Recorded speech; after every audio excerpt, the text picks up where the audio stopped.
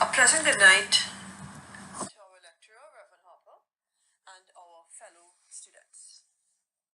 This presentation is on biblical hermeneutics and presented by Pastor Carl Ramlal, Lian Lera, and Ria Basrat. We have chosen Titus chapter 3, verses 1 to 2 as the basis for this presentation. And we will attempt to identify the various hermeneutical steps employed in the process of interpretation. So when we speak about hermeneutics, what are we saying?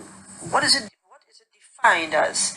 It's that branch of study that deals with the interpretation of the Bible. Now, in essence, we have two types of hermeneutics. We have general and we have special. The general category discusses or looks at the rules governing the interpretation. The special hermeneutics speaks to the study of the rules governing specific genres, parables, types of prophecy. Now, interpreting is simply explaining something, and that is very important to note. So how do we do that? We use different forms of analyzing in order to explain what the text is saying. So class, as a side note, we would like to state that when we're interpreting scripture, we are aware that we shall encounter obstacles. And what are some of these obstacles, or some of these gaps, as it pertains to the original meaning of the passage? We look at the historical gap. And what is the historical gap? It's basically this time separating the original writer and the contemporary readers. Then we look at the cultural gap. And this is basically the differences in the culture of the first century compared to our contemporary environment. Then we look at the philosophical gap. And in essence, that speaks to the different views of life. And then the fourth block is the linguistical gap. And what does that say? It speaks about the Aramaic language, the Hebrew language, and the Greek language. So those four gaps need to be considered also when we are interpreting scripture. So let's look at the steps employed in interpretation. And these steps would have been taken when we analyze Titus chapter 3 verses 1 to 2. So what are we looking for when we are analyzing this portion of scripture? We're looking at 7 steps. The first step is the historical cultural analysis. Now, to accurately interpret scripture, we have to consider the historical circumstance in which the author wrote the text in order to understand his purpose. Then we look at the contextual analysis. What is the text saying in light of its immediate and wider context? Then we look at the lexical, syntactical analysis. This speaks to the study of the meaning of the words and how they are arranged. What does that do? It allows us to clearly identify what the author means. Then we look at the theological analysis.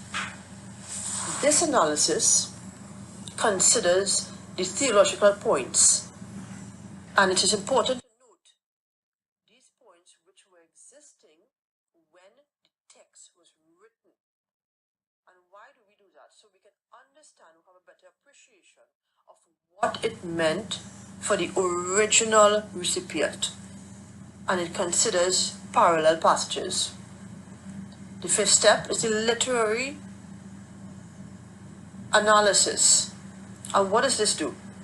It identifies the literary forms, and we have some examples as letters and poetry. We will spend a little time as deeper into it as we go into it later on. And then we look at the comparison with other interpreters. The last step is the application of the text. What does it mean to us in this time? And how can we apply this? So let's look now at the historical cultural analysis. So again, we are looking at Titus chapter 3, verses 1 to 2. So we would have to take this first step into consideration. So what are we looking for? We are determining the general historical background of the writer and his audience. We are looking at what was occurring historically. What were the norms? What did this mean? And why was it done? Then we determine the purpose the author had for writing the book. For example, why did Paul write to the church at Corinth? Then we have to understand how this passage fits into its immediate context. What are we saying here? We're saying, how does this contribute to the flow of what is being said? Is it prescriptive? Is it descriptive? Who is the passage intended for? Then we go to the contextual analysis. Simply saying, what did the original author say? And what are we looking for here? We are considering the original language, the translations, and the limitations. Also, what did the author mean? And what do we use to exegete that? We're looking at the references to other settings and the syntax the author uses. Then we go to the lexical syntactical analysis.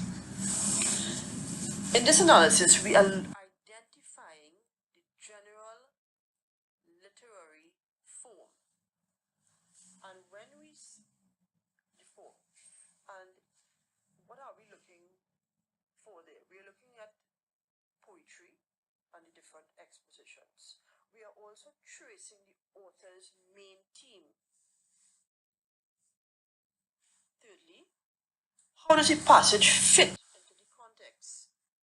And then we're looking at identifying the natural divisions of the text. Now, what is very important in the lexical syntactical analysis is the identification of the connecting words. It is important, and why is it important? They show or they assist us to understand what the author is saying. And that is why we've got to conduct a word study. Now, when you're doing a word study, you have to select appropriate words. So we're going to look at conjunctions, joining words, important words. It's also important that we compare the Hebrew and the Greek words with the English translations. And then we determine a range of meanings.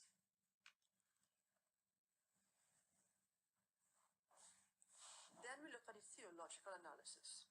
What is this saying to us? It's basically assessing the extent of the theological knowledge available to the people at that time.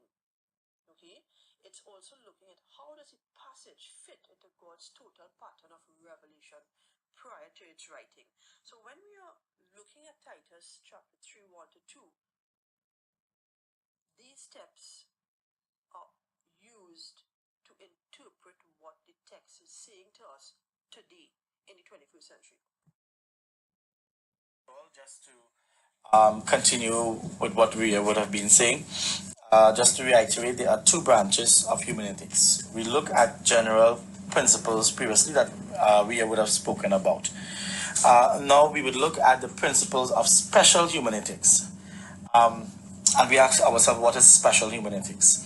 Special hermeneutics refers to similes, metaphors, proverbs, parables, allegories, prophecies, literature, and types, and apologetics. There are literary forms, which is why special care needs to be taken when attempting to interpret these. And these are basically interpreting similes, metaphors, proverbs, parables, and allegories. And there are steps we look at and we would look at as we get into it.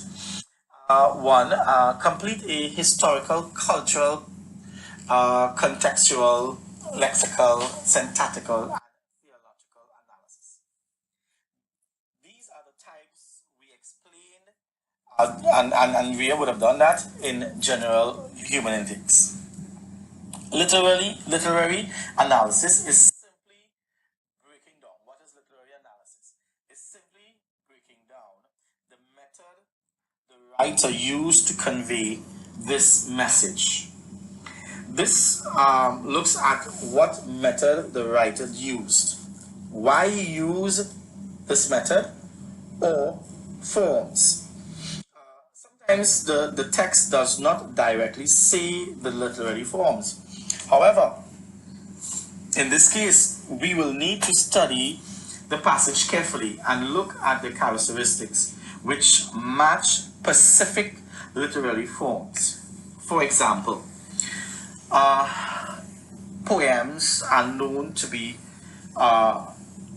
very expressive, and in some cases they rhyme. So we look for specific features which can help you or us to identify the literary forms. We're looking at point 3, apply principles to the literary devices respectively. So we go back to similes, metaphors, proverbs. So we look at we must look at the single point of comparison. Yeah? The single point of comparison. That is, what is the subject? What are they comparing it to? What are the characteristics the writer wants to convey? Parables. Oh, and I really like this parable because Jesus used so many parables in the gospel, in the gospels. What is the core teaching and what is the important details around it? Allegories determines the various points of comparison the author wants to convey.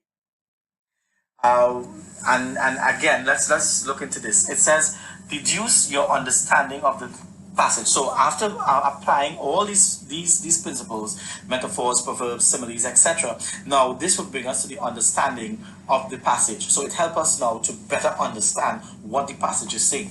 That is what the author trying to convey, as I said before, by using these methods of comparison.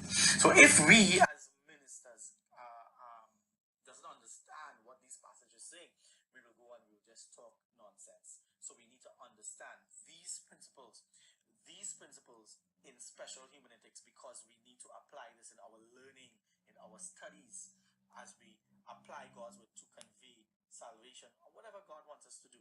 We will do that. Yeah. Okay. So we go into types, and we would look at some points here, right? Basically 4 points, and we would look at these points and how we're going to apply into the types of how we study hermeneutics. Historical, cultural, wow, and contextual analysis. And I like cultural, historical, cultural, because it tells us in how we present the gospel today, as in how the gospel was presented in the New Testament time, and even in the Old Testament time. Yeah, and culture plays a very important part in presenting God's word. The contextual analysis. What is the importance of this? Why is it important within the time and culture and the type and the anti-type, as we look into God's word, and we'll get into that some as we go down. Lexical, syntactical, it says that it's the same as the outline in general, right? So we would have said and explained some of theological analysis. Look in the text for the intersection or the points of correspondence between type and anti-type as they relate to salvation history. Right? Again, go back to the New Testament. Salvation. When Jesus died, etc. for us, like that. Literary analysis. What are the common characteristics between the type and the anti-type? Main point, this is important. What is the characteristic? So you're looking at the type and the anti-type. What evidence is there to support the type was appointed by God to depict the thing being typified? And what are the points of correspondence between the types and the anti-types? Compare the types and the anti-types in order to note the difference. Yeah? So we must look at that. Prophecies and apocalyptic writing. Sorry for my pronunciation. Historical, cultural, and contextual. What are the historical circumstances regarding the specific piece of the writing? Alright, study the text in order to determine if the prophecy has been fulfilled or not. Hear this out? Study the text in order to determine if the prophecy has been fulfilled or not. Again, you must look in word by word, studying God's word. Lexical, let's go to another point. Lexical, syntactical. The same procedures as general hermeneutics will be applied. Yeah? Keep in mind, more words will be used symbolically and not literally. Let's go to the other point. Theological analysis. What is the main theological point? Where did the author speak about this topic? Study the parallel passages and the other prophecies relating to the topic.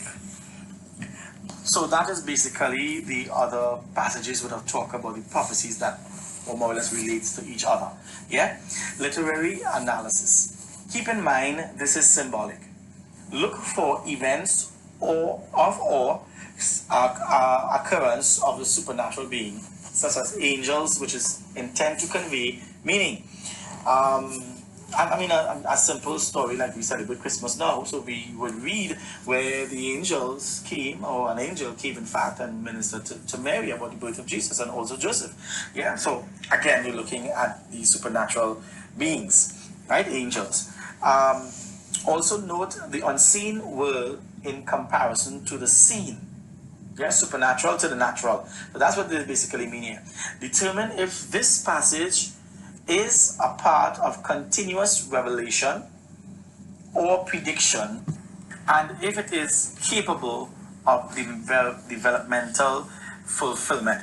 Now, again, we go back to the scriptures where the angels would have ministered to Mary. Again, you see prophecy, right? You see the fulfillment, right? You look at the history of that, as we would have spoken before, historical, contextual, analysis. So, this is so great. This is so lovely for us to talk about.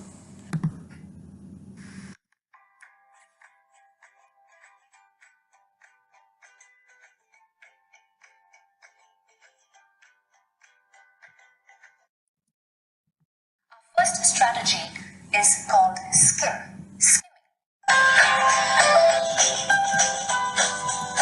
What does skimming mean? To have a quick read. So when you do this, you're able to identify what the main theme or message that the passage is trying to convey. So in skimming, you understand context as a whole. The second strategy that you can apply is scanning. You scan for specific details. Is there a problem addressed? Are there reasons mentioned? Is there a solution provided? Who are the key players? Does it require or does it talk about any follow-up action plans? So while scanning the passage, what you're trying to do is you're condensing essential information and making it easier for you to answer questions appropriately.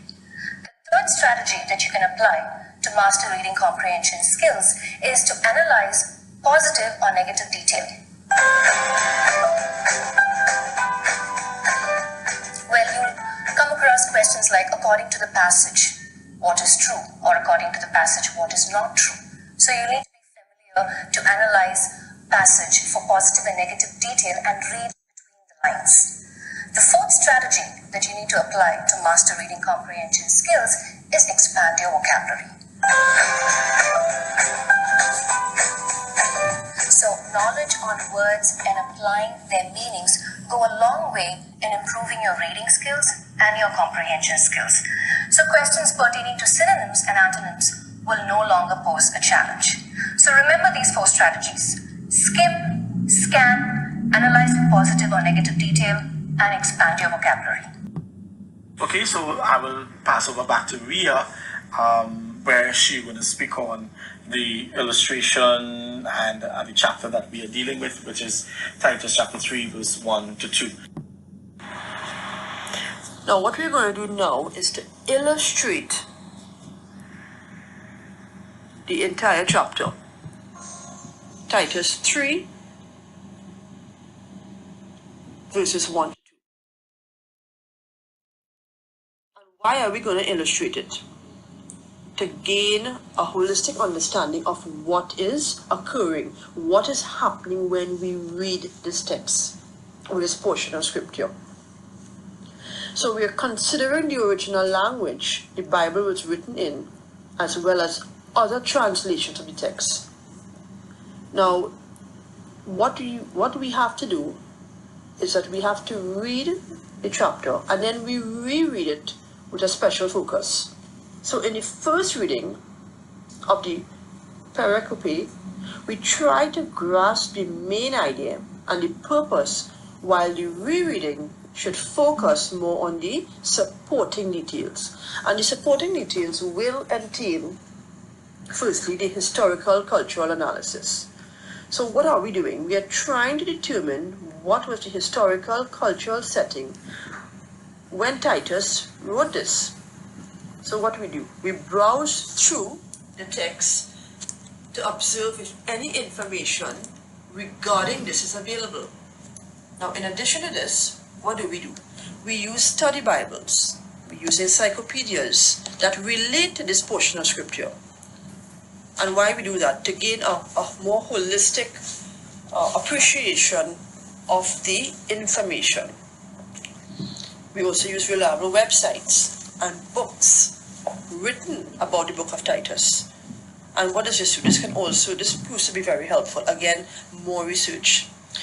Now, we also consider the contextual analysis.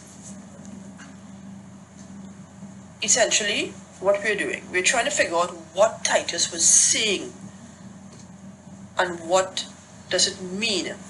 The original text, Hebrew and or Greek, can be read and the language interpreted for more accuracy. Now, we know the richness of the Greek and Hebrew language, so it is imperative that we use, as I would have alluded to before, word studies and a lexicon that would assist in this regard. Now, if it's not available, comparison of the different texts can be done. So we used a literal translation, which is done word for word, and we compare it to that of an idiomatic translation.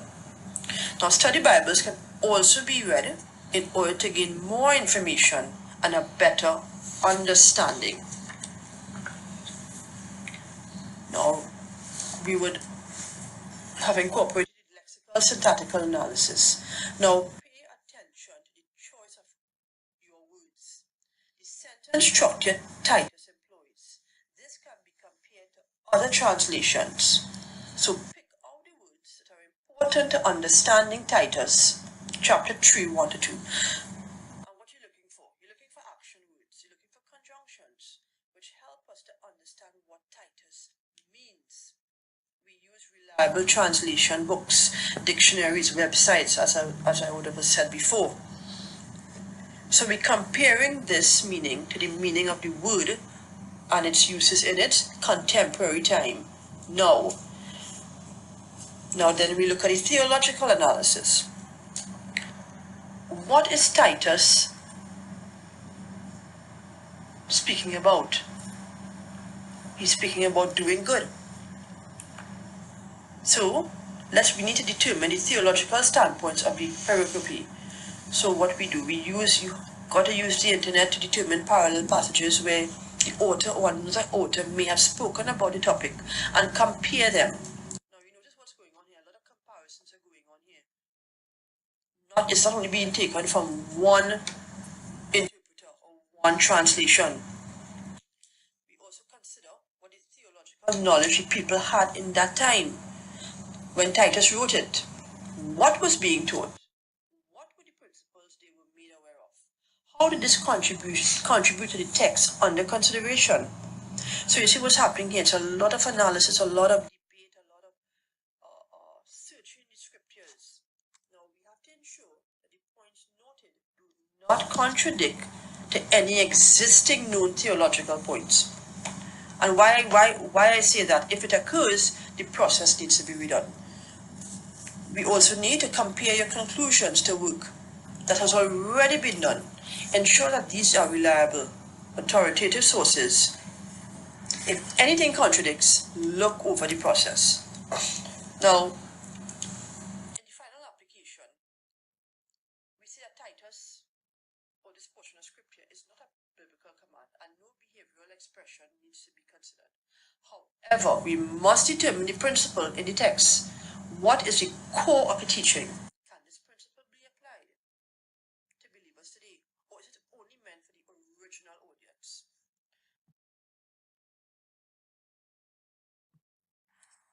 So, in essence, this concludes our presentation on how to interpret a passage or any portion of scripture. We need to be thorough and diligent as we represent the Lord in our various ministerial gifts.